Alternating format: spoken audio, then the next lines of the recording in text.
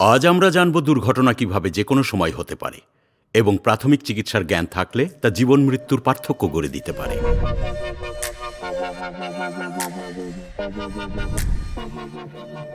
প্রাথমিক চিকিৎসা কি? প্রাথমিক চিকিৎসা হল আকস্মিক আঘাত বা অসুস্থতায় ভোগা ব্যক্তিকে মৌলিক স্বাস্থ্যসেবা প্রদান করা। এটি অনেক ধরনের হতে পারে, যেমন পোড়া ক্ষতর চিকিৎসা, কাটা বা পোকার কামড়ের চিকিৎসা। তবে গুরুতর মেডিকেল ইমার্জেন্সিতে সহায়তা করাও এর অংশ। এমন পরিস্থিতিতে নিজে শান্ত থাকা জরুরি। পরিস্থিতি মূল্যায়ন করুন এবং রোগীকে স্থিতিশীল করুন। সাহায্য করার সময় আপনাকে শান্ত থাকতে হবে, যাতে পরিষ্কারভাবে ভাবতে পারেন এবং পরিস্থিতি বিচারের পাশাপাশি আহতকে সান্ত্বনা দিতে পারেন। গভীর শ্বাস নেয়ার পর পরিস্থিতি পর্যালোচনা জরুরি, যাতে বোঝা যায় সাধারণ সাহায্য যথেষ্ট নাকি ইমার্জেন্সি চিকিৎসা সহায়তা দরকার। আপনার প্রাথমিক চিকিৎসা জ্ঞান ব্যবহার করে আঘাতটিকে স্থিতিশীল করুন। প্রাথমিক চিকিৎসায় কাজ না হলে পদ্ধতির পরিবর্তন করুন এবং জরুরি সাহায্য না আসা পর্যন্ত সাহায্য করুন। প্রাথমিক চিকিৎসার কথা ভাবলে প্রথমেই যা মনে আসে তা হলো ফার্স্ট এইড কিট। এই কিটে ছোটখাটো আঘাতের চিকিৎসার জন্য প্রয়োজনীয় সরঞ্জাম থাকে। যদিও বেশিরভাগ সরঞ্জাম বড় চিকিৎসার জন্য যথেষ্ট নয়, তবুও সেগুলো স্বাস্থ্যকর্মীরা আসার আগ পর্যন্ত সাময়িক স্বস্তি দিতে পারে। সার্ভিস স্যানিটেশনের একজন কর্মচারী হিসেবে কখনো প্রয়োজন হতে পারে, তাই এই বক্সগুলির অবস্থান আপনার জেনে রাখা জরুরি। এই বক্সগুলি সাধারণত গ্যারেজ বে এবং প্রতিটি শাখা অফিসে পাওয়া যায়। ছোটখাটো আঘাতের জন্য সার্ভিস টেকনিশিয়ানদের কাছেও সবসময় একটি ছোট্ট ফার্স্ট এইড কিট থাকা উচিত। ফার্স্ট এইড কিট ছাড়াও আমাদের কয়েকটি শাখা অফিসে অটোমেটেড এক্সটার্নাল ডিফিব্রিলেটর বা AED রয়েছে। এই যন্ত্রটি হার্টের ছন্দ বিশ্লেষণ করে এবং কার্ডিয়াক অ্যারেস্টে আক্রান্তদের শক দেয়।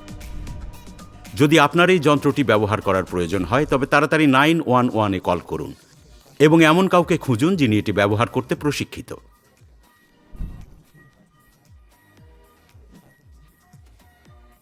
প্রাথমিক চিকিৎসা দেওয়ার সময় গুরুত্ব সহকারে নিজের এবং রোগীর নিরাপত্তা নিশ্চিত করতে সঠিক সতর্কতা অবলম্বন করা উচিত। এর মধ্যে রয়েছে হাত ধোয়া, সঠিক PPE পরিধান এবং দূষিত কাপড়, ব্যান্ডেজ বা সুরক্ষা সরঞ্জাম ফেলে দেয়া। প্রাথমিক চিকিৎসার প্রথম ধাপ হল সঠিক স্বাস্থ্যবিধি, যা হাত ধোয়ার মাধ্যমে সবচেয়ে ভালোভাবে হয়। হাত ধোয়ার সময় গরম জল এবং জীবাণুনাশক সাবান ব্যবহারের চেষ্টা করুন। তা না পেলে ডিসইনফেক্ট্যান্ট ওয়াইপ ব্যবহার করতে পারেন, যা সাধারণত ফার্স্ট এইড কিটে থাকে। হাত ধোয়ার পরে নিজেকে এবং আহত ব্যক্তিকে সুরক্ষিত রাখতে সঠিক ব্যক্তিগত সুরক্ষা সরঞ্জাম পরতে হবে, যা PPE নামে পরিচিত। সাধারণ ফার্স্ট এইড PPE এর মধ্যে অনেক কিছুই থাকে, তবে প্রচলিতগুলো হল গ্লাভস, সেফটি গ্লাস এবং শ্বাস প্রশ্বাস ব্যারিয়ার যদি CPR দেওয়া প্রয়োজন হয়। প্রাথমিক চিকিৎসা দেওয়ার পরে সুব্যবস্থাপনা এবং বর্জ্য নিষ্কাশন খুবই গুরুত্বপূর্ণ। এর মধ্যে রয়েছে পরনের পোশাক, ব্যান্ডেজ অথবা PPE যা রক্ত বা শারীরিক তরলের সংস্পর্শে এসেছে। সংক্রমিত পোশাকের মাধ্যমে ত্বকের সংক্রমণ কমাতে সেগুলোকে হয় ফেলে দিন অথবা সঙ্গে সঙ্গে ধুয়ে ফেলুন। ব্যবহৃত ব্যান্ডেজ, PPE, ধারালো জিনিস বা সূঁচ বায়োহ্যাজার্ড ব্যাগে বা কন্টেইনারে সঙ্গে সঙ্গে ফেলে দিতে হবে। এগুলি যখন ধরবেন, তখন সঠিক নিষ্পত্তির জন্য নির্দিষ্ট নিয়ম ও পদ্ধতি অনুসরণ করুন। এই জিনিসগুলি ফেলার পরে আবার কমপক্ষে 20 সেকেন্ডের জন্য গরম জল ও জীবাণুনাশক সাবান দিয়ে হাত ধুয়ে নিন।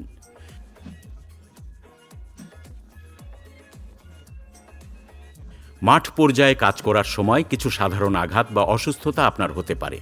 এর মধ্যে আছে কাটা, ঘষা খাওয়া, পোড়া, পিঠে ব্যথা, হাইপোথার্মিয়া, শ্বাসকষ্ট হওয়া, চোখের আঘাত, অ্যালার্জিক রিয়াকশন, হিট স্ট্রোকস, বুকে ব্যথা, মাথায় আঘাত আর এমনকি বিষাক্রান্ত হওয়া। এই প্রতিটি আঘাত বা অসুস্থতার জন্য প্রায়শই জরুরি চিকিৎসা প্রয়োজন হয়। যদি এমন কোনো আঘাত আপনার বা আপনার আশেপাশের কারো হয়, তবে শান্ত থাকার চেষ্টা করুন, পরিস্থিতি মূল্যায়ন করুন এবং ক্ষত স্থিতিশীল করার চেষ্টা করুন। যদি আপনি স্থিতিশীল করতে না পারেন, তবে অবিলম্বে 911-এ যোগাযোগ করুন।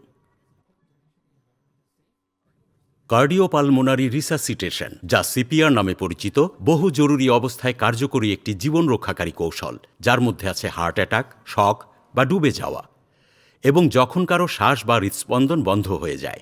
আমেরিকান হার্ট অ্যাসোসিয়েশন সুপারিশ করে যে সকলেরই, এমনকি অপ্রশিক্ষিত সাধারণ মানুষদেরও প্রাথমিক CPR জ্ঞান শেখা উচিত, বিশেষ করে বুকে চাপ দেয়া কিছু না করার চেয়ে সামান্য জ্ঞান নিয়েও কিছু করা ভালো। মনে রাখবেন, আপনার কিছু না করে দাঁড়িয়ে থাকাতে কারো জীবন চলে যেতে পারে। শুরু করার আগে নিশ্চিত করুন যে পরিবেশটি নিরাপদ এবং ব্যক্তিটি সত্যিই অজ্ঞান। যদি কাছাকাছি দুজন লোক থাকে তবে একজনকে 911-এ কল করতে এবং অবিলম্বে একটি AED ডিফিব্রিলেটর আনতে বলুন। আর অন্যজন সিপিআর শুরু করুন। যদি একা থাকেন প্রথমে 911-এ কল করুন, এরপর সিপিআর শুরু করুন যদি করতে স্বচ্ছন্দ বোধ করেন। আমেরিকান হার্ট অ্যাসোসিয়েশন অনুসারে আপনি যদি সিপিআরে প্রশিক্ষিত না হন তবে কেবলমাত্র হাত ব্যবহারের পরামর্শ দেওয়া হয়। এর মানে হল অবিচ্ছিন্ন চেস্ট কম্প্রেশন, যার হার হবে মিনিটে 100 থেকে 120 বার, যতক্ষণ না প্যারামেডিকরা আসছে। সঠিক সিপিআর প্রশিক্ষণ ছাড়া মুখে মুখ লাগিয়ে শ্বাস দেওয়ার সুপারিশ করা হয় না। যদি প্রশিক্ষিত এবং নিজ দক্ষতায় আত্মবিশ্বাসী হন তবে পালস ও নিঃশ্বাস আছে কিনা দেখুন। যদি 10 সেকেন্ডের মধ্যে শ্বাস বা পালস লক্ষ্য না করেন তবে চেস্ট কম্প্রেশন শুরু করুন। 30টি চেস্ট কম্প্রেশন দিয়ে সিপিআর শুরু করুন, তারপর 2টি রেস্কিউ ব্রেথ দিন। আপনি যদি আগে সিপিআর প্রশিক্ষণ নিয়ে থাকেন তবে মিনিটে 100 থেকে 120 হারে শুধু চেস্ট কম্প্রেশন শুরু করুন।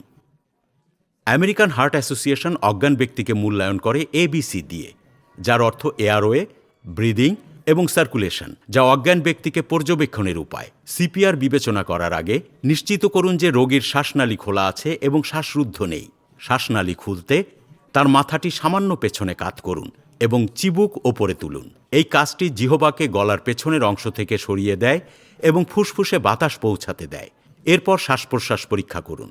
আপনার চেহারা রোগীর শরীরের দিকে ঘুরিয়ে তার মুখের ঠিক উপরে অবস্থান নিন। শ্বাস প্রশ্বাসের শব্দ শুনুন এবং দেখুন বুক ওঠানামা করছে কিনা। যদি অনিয়মিতভাবে বাতাস বের হয় তবে ব্যক্তি স্বাভাবিক শ্বাস নিচ্ছে না। তাদের শ্বাসনালী এবং নিঃশ্বাস পরীক্ষা করার পরে আক্রান্তের ঘাড়ে বা কবজিতে 5 থেকে 10 সেকেন্ডের জন্য পালস আছে কিনা পরীক্ষা করুন। যদি পালস না থাকে চেস্ট কম্প্রেশন শুরু করুন। চেস্ট কম্প্রেশন শুরু করার জন্য একটি হাতের তালু রোগীর বক্ষাস্থির নিচের অংশে রাখুন এবং অন্য হাতটি সরাসরি তার উপরে রাখুন। বক্ষাস্থিকে চেপে 1.5 থেকে 2 ইঞ্চি নিচে নামান। আপনি যদি সিপিআর প্রশিক্ষিত হন তবে সিএবি অনুসারে প্রক্রিয়া চালিয়ে যান, অর্থাৎ কম্প্রেশন, এয়ারওয়ে এবং রেস্কিউ ব্রিদিং। আপনি যদি সঠিকভাবে প্রশিক্ষিত না হন বা ভুলে গিয়ে থাকেন তবে প্রতি মিনিটে 100 থেকে 120টি চেস্ট কম্প্রেশন চালিয়ে যেতে পারেন। প্রতি মিনিটেই পালস ফিরে এসেছে কিনা তা পরীক্ষা করুন। উন্নত লাইফ সাপোর্ট না আসা পর্যন্ত বিরতিহীনভাবে চালিয়ে যান। শক একটি জীবন বিপন্নকারী অবস্থা যা শরীরের রক্তপ্রবাহের দ্বারা সৃষ্টি হয়। যখন একজন ব্যক্তি শকে থাকে তার অঙ্গপ্রত্যঙ্গ পর্যাপ্ত রক্ত বা অক্সিজেন পায় না। শকের লক্ষণগুলির মধ্যে রয়েছে শীতল ত্বক, ঠোঁট নীল হওয়া, দ্রুত শ্বাস প্রশ্বাস, মানসিক অবস্থার পরিবর্তন বা চরম মাথা ঘোরা ও ক্লান্তির অনুভূতি। যদি এমন কোনো সহকর্মীর দেখা পান যিনি শকে থাকতে পারেন, অবিলম্বে 911-এ কল করুন এবং তাকে পা উঁচু করে শুয়ে থাকতে উৎসাহিত করুন। যদি তার বমি ভাব বা শ্বাস নিতে অসুবিধা হয় অথবা যদি মেরুদণ্ডের আঘাতের সন্দেহ করেন, তাকে সোজা শুয়ে এবং খুব স্থির থাকতে উৎসাহিত করুন। আপনি শান্ত থাকুন এবং ব্যক্তিটিকেও শান্ত রাখুন।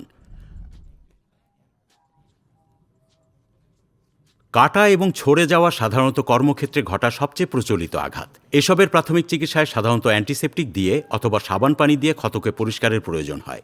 অন্য কারো ক্ষত নিরাময় করার সময় কোনো ক্রিম বা মলম লাগানোর আগে সবসময় অ্যালার্জি পরীক্ষা করুন।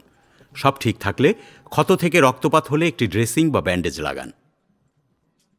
যদি গুরুতর বাহ্যিক রক্তপাত হয় এবং সাধারণ ব্যান্ডেজ কাজ না করে তবে রোগীর জরুরি ভিত্তিতে চিকিৎসা প্রয়োজন এবং আপনাকে অবিলম্বে 911-এ কল করতে হবে। জরুরি চিকিৎসার জন্য অপেক্ষা করার সময় রক্তপাত নিয়ন্ত্রণে ক্ষতের উপর চাপ প্রয়োগের পরামর্শ দেওয়া হয়। আহত অঙ্গটি উঁচু করে রাখাও সহায়ক হতে পারে যদি না কোনো ভাঙা বা ফাটলের সন্দেহ থাকে। সেই ক্ষেত্রে আহত ব্যক্তিকে সান্ত্বনা দেওয়া এবং শকের লক্ষণ পর্যবেক্ষণ করাই শ্রেয়। সম্ভাবনা কম হলেও মাঠ পর্যায়ে কাজের সময় বন্যপ্রাণীর কামড়ের শিকার হওয়াও সম্ভাব্য ঝুঁকি। এটি ঘটলে প্রথম কাজ হবে বিপদে এড়িয়ে যাওয়া এবং তারপর ক্ষতের তীব্রতা মূল্যায়ন করা। যদি ছোট হয় তবে কমপক্ষে 5 মিনিট সাবান জল দিয়ে ক্ষত পরিষ্কার করুন। তারপর রক্তপাত নিয়ন্ত্রণে একটি ড্রেসিং লাগান। যদি ক্ষতটি গুরুতর মনে হয় বা কামড়টি প্রতিকূল ব্যক্তির দ্বারা হয় তবে 911-এ যোগাযোগ করুন এবং পরিস্থিতি জানান যাতে তারা দ্রুত উপযুক্ত কর্তৃপক্ষকে পাঠাতে পারে। ক্ষতের উপর চাপ দিতে থাকুন যতক্ষণ না সাহায্য পৌঁছায় এবং উপযুক্ত চিকিৎসা করা যায়। বেশিরভাগ পোকামাকড়ের কামড় হালকা হয় যা সামান্য ব্যথা, লাল ভাব, চুলকানি বা ফোলা সৃষ্টি করে।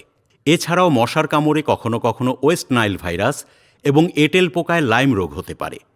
পোকার কামড়ের চিকিৎসার জন্য প্রথমে সরে যাওয়ার জন্য একটি নিরাপদ জায়গা খুঁজুন এবং দ্রুত হুলটি বের করে ফেলুন। হুল আছে এমন জায়গায় চিমটি কাটার চেষ্টা করবেন না, কারণ এতে আরও জ্বালা হতে পারে। হুল বের করার পরে সাবান জল দিয়ে জায়গাটি পরিষ্কার করুন এবং ঠান্ডা প্যাক লাগাতে ব্যবহার করুন বরফ, জল ও একটি পরিষ্কার তোয়ালে। এটি ব্যথা এবং সম্ভাব্য ফোলা কমাতে সাহায্য করবে।